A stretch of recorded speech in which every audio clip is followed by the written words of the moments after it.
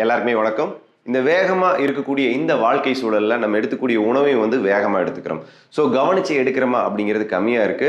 நம்ம உணவ கவனிச்சு எடுக்கிறது அப்படிங்கிறது நம்மளோட உணவு முறை மட்டும் மாத்தாதுங்க. நம்மளோட ஜீரண சக்தியும் மாத்தும்.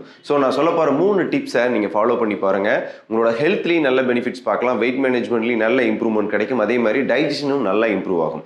ஃபர்ஸ்ட் டெக்னிக் என்ன அப்படின்னா, நல்லா மெதுவா ச்விங் பண்ணி அதோட டெக்ஸ்சர் எப்படி இருக்கு, ஸ்மெல் எப்படி இருக்கு, டேஸ்ட் எப்படி இருக்குது அப்படிங்கிறத தெரிஞ்சு நல்ல உணர்வுபூர்வமா சாப்பிடுங்க.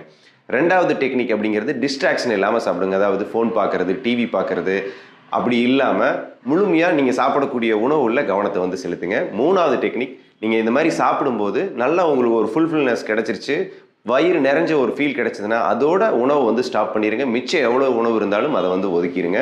இந்த 3 டிப்ஸையும் நீங்கள் ஃபாலோ பண்ணி பாருங்க.